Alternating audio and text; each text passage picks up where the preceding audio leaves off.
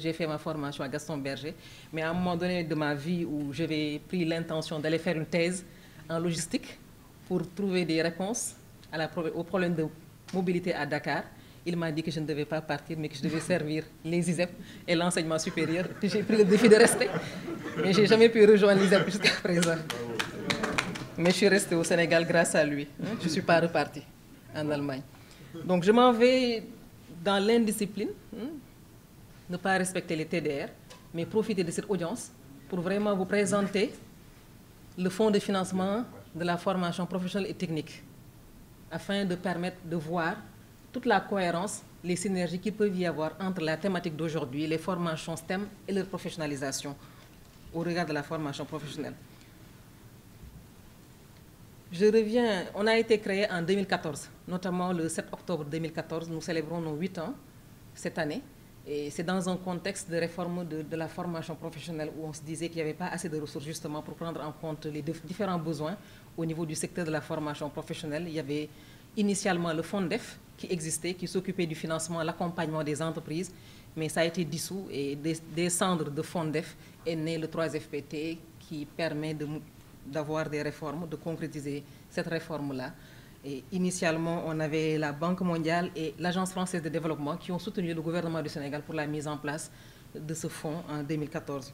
Nous avons 4 missions principales. C'est vraiment de mobiliser des ressources pour nous permettre de financer justement ces actions de formation professionnelle et technique, de contribuer et de conduire également des études prospectives autour des besoins sur l'environnement et le développement économique de l'emploi et de la formation professionnelle.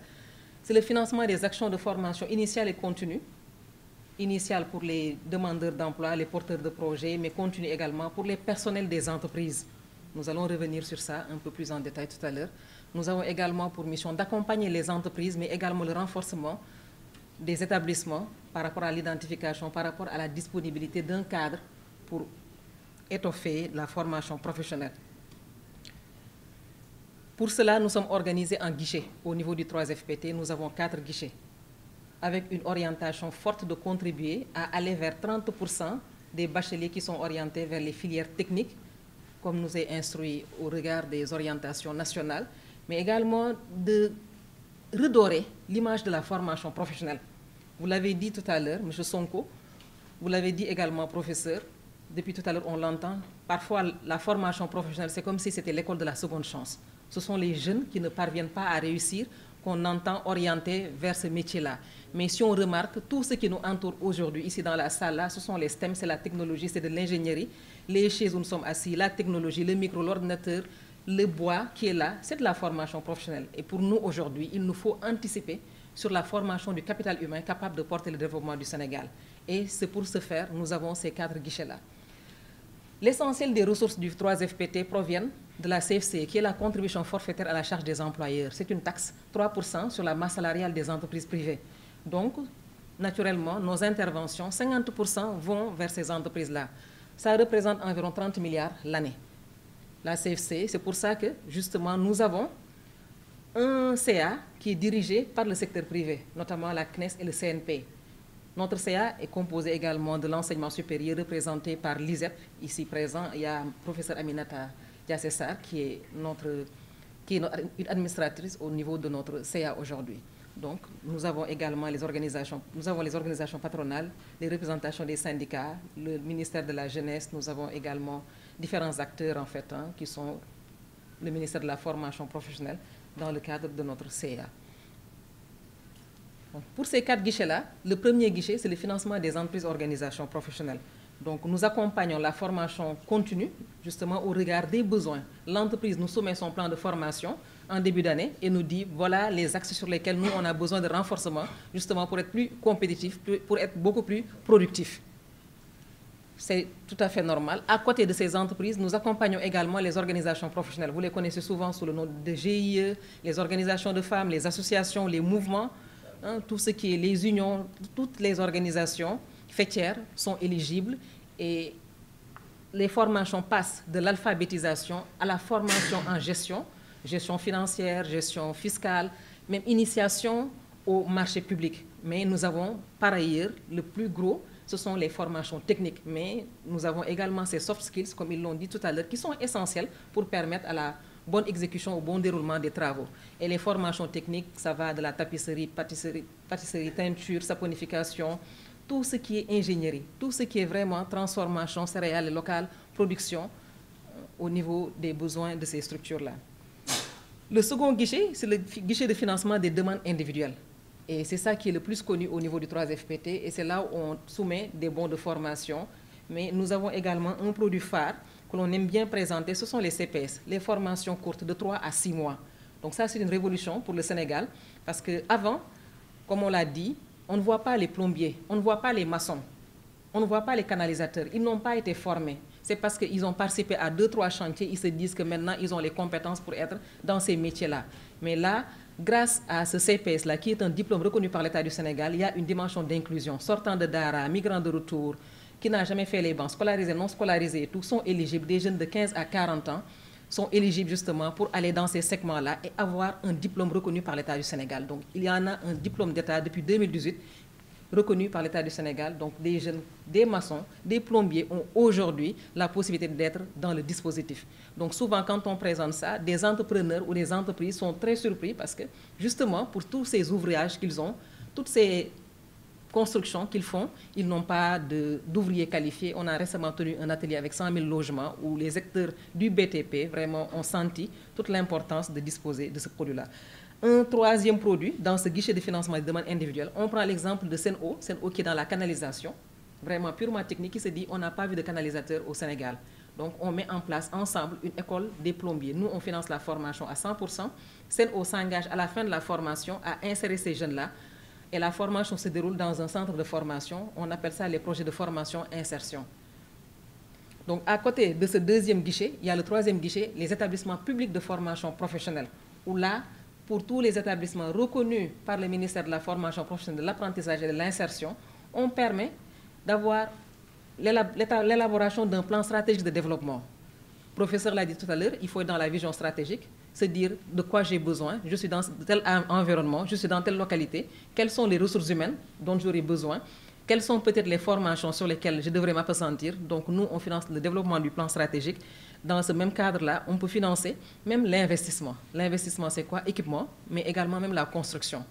On le verra juste en quelques images pour balayer rapidement. Donc on fait des investissements, on finance également l'écriture de programmes, la révision de curricula, la formation même de ces professionnels qui sont dans ces établissements de formation professionnelle.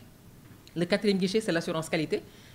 À ce niveau-là, c'est transversal à l'ensemble de nos guichets, mais c'est ce même guichet qui nous permet d'avoir un vivier de cabinets ou de structures capables de dérouler les formations pour les entreprises. On a parlé de ces formations-là dans les métiers techniques pour les entreprises. On verra, c'est dans l'agroalimentaire, c'est dans l'industrie, c'est vraiment dans toutes les filières possibles de nos entreprises dont elles ont besoin. Et ce sont des cabinets qui sont accrédités par le 3FPT, qui sont en mesure d'offrir ces formations-là. Pour ce faire, bon, ça c'est vraiment de la géographie, hein. On est présent sur 5 pôles, ouest, nord, sud, est, centre. Je ne reviens pas trop sur le détail parce que ce n'est pas forcément, mais c'est déjà partager l'opportunité d'avoir cette présence-là. En plus de ça, comme l'a dit Asia, à l'instar des différents instruments de l'État, à des PME, ANPEJ et autres, on est présent également au niveau de chacun des pôles emploi et entrepreneuriaux, des femmes et des jeunes au niveau territorial dans les 46 départements du Sénégal. 3FPT de 2014 à maintenant, c'est 52 milliards qui ont été investis, 60 000 bénéficiaires au niveau des entreprises, des personnels des entreprises, plus de 87 000 jeunes en demandeurs d'emploi ou qui sont porteurs de projets. C'est également 380 projets d'investissement, comme on l'a rappelé tout à l'heure.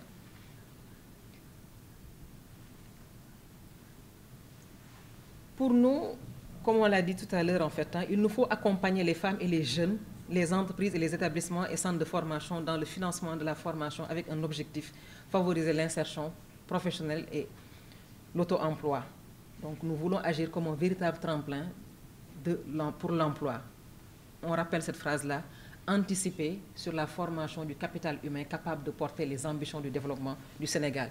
Hier, on était en réunion de travail avec la SONES parce qu'il y a l'usine de dessalement. On veut qu'au niveau local, les jeunes puissent être formés, que ce soit électroméca, que ce soit par rapport à la plomberie, professionnalisation. J'ai en face de moi M. Si, avec qui on travaille pour les agropoles. Nous avons également reçu les équipes de BRT. Il y a le pétrole et le gaz, donc il y a un vivier de ressources humaines qui sont nécessaires, donc il nous faut nous accompagner, justement les former. Donc là, c'est la formation du capital humain, selon l'axe prioritaire du PSE et également le PAP 2A. Nous avons également cette dynamique-là d'avoir la recherche, les études et les impacts. On l'a dit, il faut qu'on mène des études prospectives. Vous l'avez dit, il y a des besoins de formation, des profils, des métiers qui existent, des métiers nouveaux qui n'existent pas encore, sur lesquels il nous faut anticiper. 3FPT, c'est une constante promotion des STEM. Donc là, j'ai donné quelques exemples. L'École supérieure polytechnique, des interventions qu'on a eu à faire là-bas, Dakar American University of Science and Technology, DAOST, et l'École supérieure multinationale des télécoms. C'est juste quelques exemples, hein, mais on a donné déjà ces chiffres-là pour dire. Parallèlement à ces écoles-là, on voit ici également, c'est la formation de 10 jeunes Sénégalais et tout, dans le domaine de l'orthopédie et tout, par rapport à des prothèses, hein, pour anticiper, pour que de manière... On l'a vu, hein, quand il y a eu la Covid, on devait se réinventer, on devait nous-mêmes trouver et proposer des solutions. Et ici aussi, on voit que 120 artisans ont été formés pour la conception, pour la construction au niveau local, justement, de ces machines agricoles. Et ça, c'est... Souvent, nous, on procède par des chantiers écoles. Dès que la formation se termine, en même temps, les acteurs sont prêts. Il y a des produits prêts à l'emploi. Donc, il y a la formation en photovoltaïque. Ça a été évoqué tout à l'heure au niveau du lycée Seydina Limamou Laye. Donc là, par rapport aux investissements, on en parle. Donc la géomatique, on l'a fait. On donnera l'exemple. L'informatique numérique, marketing digital, business, multimédia, infographie. Au lendemain de la Covid, on s'est dit qu'il était essentiel d'outiller les centres de formation professionnelle de salles multimédia pour leur permettre qu'ils puissent continuer justement à dispenser des cours à l'instar de l'Université virtuelle du Sénégal, que ces établissements de formation puissent être autonomes pendant cette période-là. Donc aujourd'hui, la plupart de ces centres de formation sont équipés de ces dispositifs-là. Donc on a fait un investissement, un exemple, au G15 en géomatique. Initialement, c'était juste réservé à 14 personnes et aux filières scientifiques. Comme le professeur l'a dit, on s'est dit, il y a eu un engagement, c'est comme un contrat de performance. Lorsqu'on signe ou contractualise avec un établissement en faisant l'investissement, chaque investissement doit contribuer à augmenter l'accès aux formations. Parce que, quoi qu'on puisse dire, les formations scientifiques et techniques ou technologiques coûtent plus cher que la formation classique. Parce que ce sont des équipements, c'est de la haute technologie. Donc, quelque part, en faisant ces investissements-là, ça doit être favorisé un plus grand accès. Donc là, aujourd'hui, ils ont augmenté déjà les bénéficiaires, la capacité a été augmentée et maintenant c'est ouvert même aux filières des séries L. Ici, quelques nuages, selon les différentes, là c'est l'ensemble des filières sur lesquelles nous avons eu à faire des formations. Donc les plus visibles sont celles sur lesquelles il y a un focus. Donc c'est là, quand on parle de restauration, c'est toute la dimension cuisine, technologie, etc. L'électricité, géomatique, multimédia, climatisation, horticulture, métallique, vous le voyez vous-même. Donc c'est vraiment des batteries, hein, de formation qui ont été données pour en termes d'investissement au niveau des établissements publics de formation professionnelle. S'agissant des entreprises que nous accompagnons et également pour les organisations professionnelles, on voit que dans l'artisanat, beaucoup dans l'industrie, beaucoup dans l'alimentaire, les services, le bâtiment. Il y a l'administration publique naturellement, logistique, les hydrocarbures, élevage, restaurant revient, BTP, aquaculture, travaux, les hôtels, les banques, l'habillement, on l'a dit tout à l'heure, aquaculture, agriculture, santé également, l'orthoprothésiste, hein, les transports, l'énergie. Hein. Je ne sais pas si cette vidéo pourra passer avec le son.